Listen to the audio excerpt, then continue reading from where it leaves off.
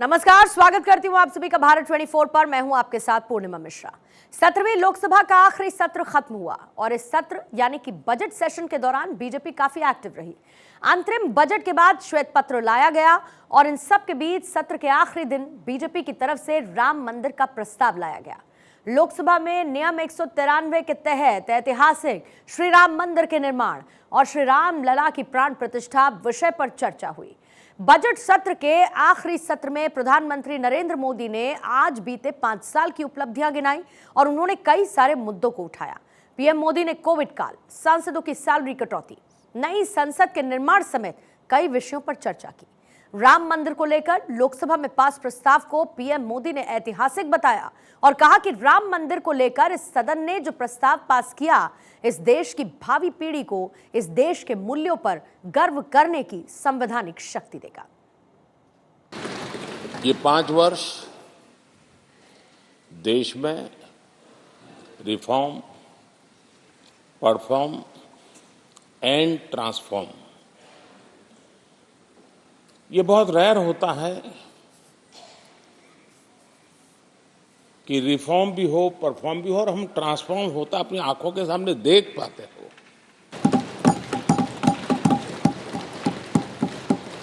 ये सही है कि हर किसी में ये सामर्थ्य नहीं होता है कि ऐसी चीजों में तो कोई हिम्मत दिखाते हैं, कुछ लोग मैदान छोड़ के भाग जाते हैं, लेकिन फिर भी भविष्य के रिकॉर्ड को देखेंगे तो आज जो व्याख्यान वो हुए हैं, जो बातें रखी गई हैं, उसमें संवेदना भी है। आज राम मंदिर को लेकर के इस सदन ने जो प्रस्ताव पारित किया है, वे देश की भावी पीढ़ी को इस देश के मूल्यों पर गर्व करने की संवैधानिक शक्ति देगा। आदरणीय अध्यक्ष जी, चुनाव बहुत दूर नहीं है। कुछ लोगों को थोड़ी घबराहट रहती होगी, लेकिन ये लोकतंत्र का सहज आवश्यक पहलू है। हम सब उसको गर्व से स्वीकार करते हैं और मुझे विश्वास है कि हमारे चुनाव भी देश की शान बढ़ाने वाले, लोकतंत्र की हमारी जो परंपरा है पूरे विश्व को अचंभित करने वाले अवश्य रहेंगे, ये मेरा पक्का विश्वास है। राम मंदिर पर चर्चा के दौरान पक्ष और विपक्ष के नेताओं ने अपनी अपनी बात रखी और इसी दौरान एआईएमआईएम के अध्यक्ष असदुद्दीन ओवैसी ने मंदिर पर सवाल कर दिए तो गृहमंत्री अमित शाह ने ओवैसी पर करारा पलटवार किया। और सर, आपने कहा था कि वहां पर मंदिर को तोड़कर बनाया गया। सर, मैं आपके सामने ये तमाम चीजें लेकर दूंगा। सुप्रीम कोर्ट के जजमेंट के पैराग्राफ्स हैं जिसमें सुप्रीम कोर्ट ने एएसआई की रिपोर्ट को नकारा। उन्होंने कहा कि मंदिर को तोड़कर मस्जिद नहीं बनाई गई थी। सुप्रीम कोर्ट ने कहा ये। मान्यवर 22 जनवरी का दिन 1528 से शुरू हुई एक संघर्ष और अन्याय के सामने लड़ाई का एक आंदोलन के अंत का दिन है। 1528 से चालू हुई ये न्याय की लड़ाई यहां पर समाप्त। मान्यवर 22 जनवरी का दिन करोड़ों भक्तों के आशा, आकांक्षा और सिद्धि का दिन है। उनकी आज आशा आकांक्षा सिद्ध हुई है। कहते हैं कि आस्था की बुनियाद जितनी गहरी होती है, मंदिरों की दीवारें उतनी ही भव्य होती हैं। दुबई के दिल में आस्था का एक ऐसा ही महातीर्थ जल्द ही आकार लेने वाला है। अबू धाबी की धरती पर स्वामी नारायण मंदिर की भव्यता हर दिन भव्य आकार ले रही है। मंदिर का निर्माण आखिरी चरण में है और 14 फरवरी यानी कि अगले बुधवार को मंदिर का उद्घाटन होगा और इस मंदिर का उद्घाटन प्रधानमंत्री नरेंद्र मोदी करेंगे और पीएम मोदी मंगलवार से संयुक्त अरब अमीरात की 2 दिन की यात्रा करेंगे, जिस दौरान वो राष्ट्रपति शेख मोहम्मद बिन जायद अल नहयान के साथ विभिन्न विषयों पर चर्चा भी करेंगे।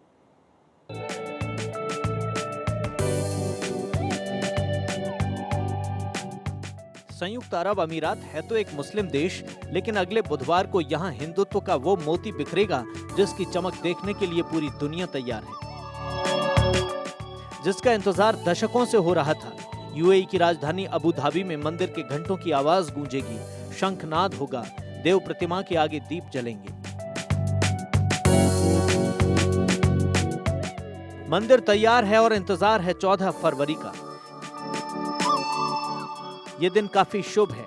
इस दिन को देश भर के लोग, खासकर छात्र, सरस्वती पूजा करेंगे और इस दिन को प्रधानमंत्री नरेंद्र मोदी अबू धाबी में मंदिर का उद्घाटन करेंगे। इस मंदिर की भव्यता देखते ही बन रही है। 700 करोड़ रुपए की लागत से बना यह मंदिर भारतीय प्राचीन मंदिर निर्माण शैली का अद्भुत उदाहरण है और रेत के शहर में प्राच्य संस्कृति, संस्कार और श्रद्धा के संगम के रूप में देखा जाएगा।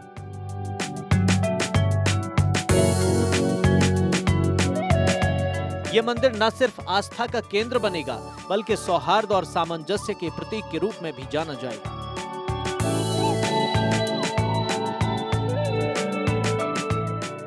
आम लोगों के लिए इस मंदिर को 18 फरवरी 2024 को खोल दिया जाएगा। इस मंदिर की खासियत भी अद्भुत है।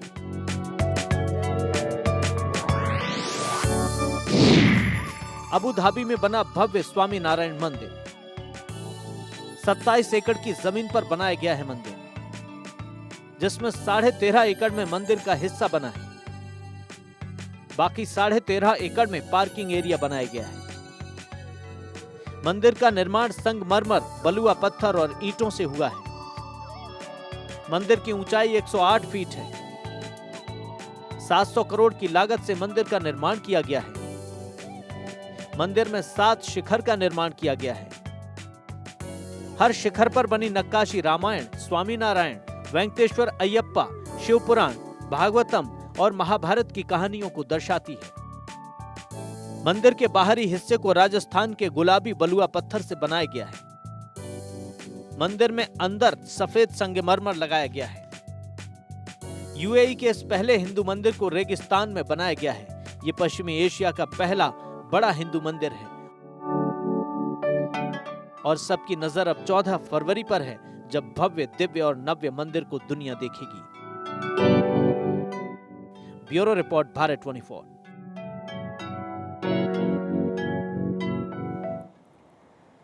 पूर्व राष्ट्रपति प्रणब मुखर्जी की बेटी शर्मिष्ठा मुखर्जी ने कांग्रेस सांसद राहुल गांधी को एक ओपन लेटर लिखा और इसके जरिए उनसे न्याय की अपील की। कांग्रेस में रह चुकी शर्मिष्ठा मुखर्जी ने यह बताया कि उनकी हालिया किताब को लेकर एक कांग्रेस समर्थक कई दिन से सोशल मीडिया पर उन्हें ट्रोल कर रहा है। कांग्रेस समर्थक ने न सिर्फ उनके लिए आपत्तिजनक शब्दों का इस्तेमाल किया, बल्कि उनके पिता और पूर्व राष्ट्रपति के लिए भी भद्दी टिप्पणी की है।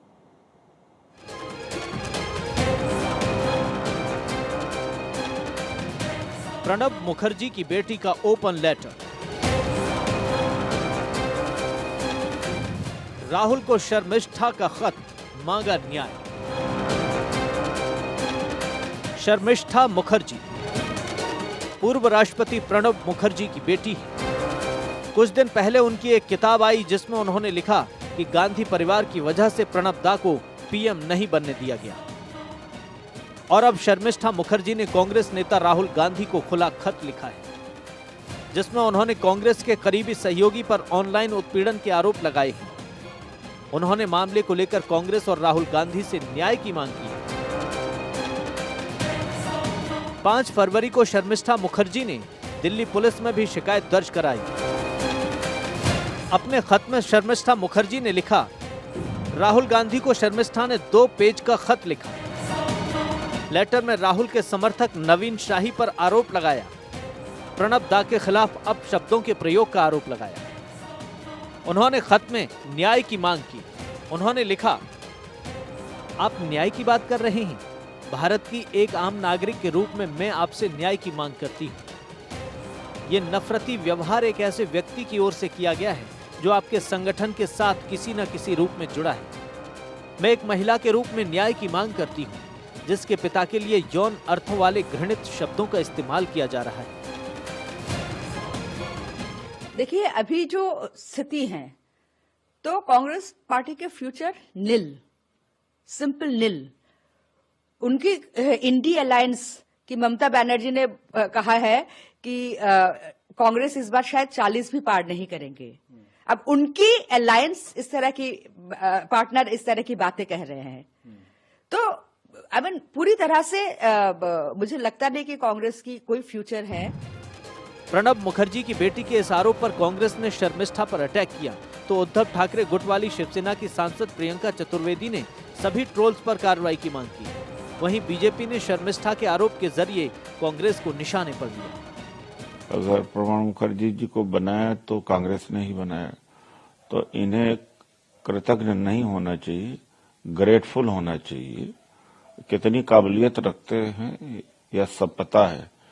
बंगाल से आते थे प्रणब मुखर्जी और बंगाल की पार्टी के लिए क्या किया था।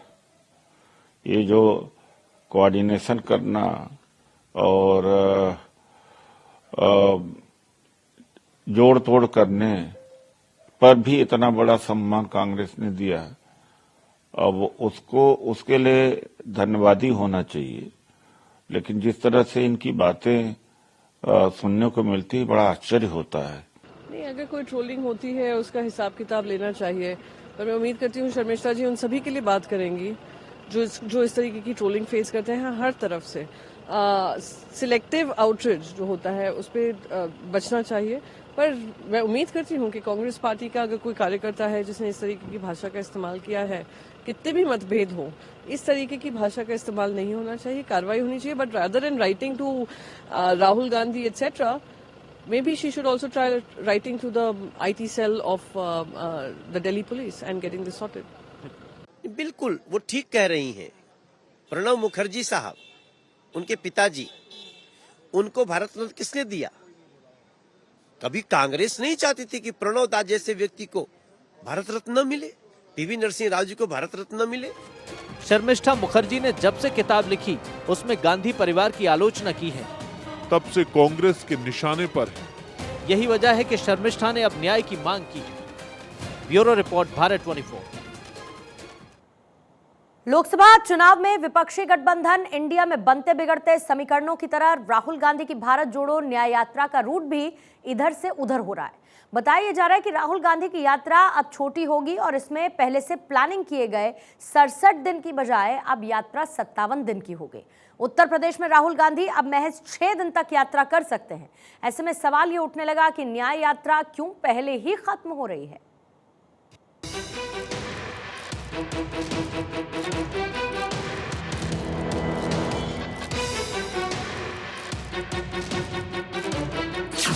पहले ही क्यों खत्म हो रही है भारत जोड़ो न्याय यात्रा? राहुल कर रहे यात्रा, सहयोगी पकड़ रहे अलग का रास्ता।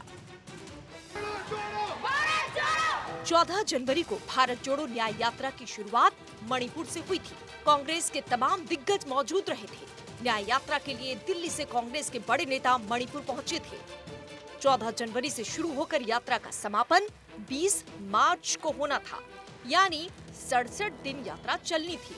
लेकिन अब खबर है कि 10 दिन पहले ही यात्रा पूरी हो सकती है। बताया जा रहा है कि उत्तर प्रदेश में न्याय यात्रा छोटी हो सकती है। 67 के बदले 57 दिन होगी भारत जोड़ो न्याय यात्रा। 10 मार्च को खत्म हो सकती है न्याय यात्रा।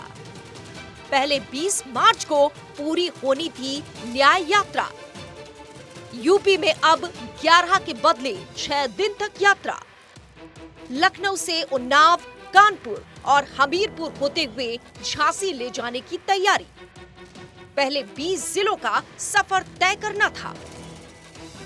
इसके पीछे लोकसभा चुनाव को बताया जा रहा है, लेकिन चुनाव से पहले ही इंडिया गठबंधन की पार्टियां दूरी बनाने लगी हैं। पहले नीतीश कुमार ने विपक्ष गठबंधन को छोड़कर एनडीए का दामन थामा और अब कहा जा रहा है कि जयंत चौधरी इंडिया गठबंधन को छोड़ सकते हैं। और इसी बीच आम आदमी पार्टी के संयोजक और दिल्ली के मुख्यमंत्री ने ऐलान किया है कि उनकी पार्टी पंजाब में अकेले चुनाव लड़ेगी। अभी 2 महीने बाद चुनाव है लोकसभा के। इस लोकसभा चुनाव में पंजाब में 13 सीटें हैं, एक चंडीगढ़ की सीट है, 14 सीटें हैं। आने वाले 10-15 दिनों के अंदर आम आदमी पार्टी इन 14 की 14 सीटों पे अपने उम्मीदवारों की घोषणा कर देगी। अब आप लोगों से निवेदन है कि जिस तरह से आपने आशीर्वाद दिया था 2 साल पहले, उसी तरह से ये 14 की 14 सीटें आम आदमी पार्टी को जितानी है। झाड़ू पे वोट देना है आपको, भारी बहुमत से स्वीप करनी है। 14 की 14 सीटें आपको आम आदमी पार्टी को जितानी है। यानी एक तरफ गठबंधन के नेता कांग्रेस का साथ छोड़ रहे हैं और दूसरी तरफ जिस तरह की भीड़ की उम्मीद भारत जोड़ो न्याय यात्रा में की जा रही थी, शायद वैसी भीड़ नहीं जुट रही है। और यही वजह है कि कांग्रेस को अपनी यात्रा पर फिर से सोचने के लिए मजबूर होना पड़ा। Bureau report, Bharat 24।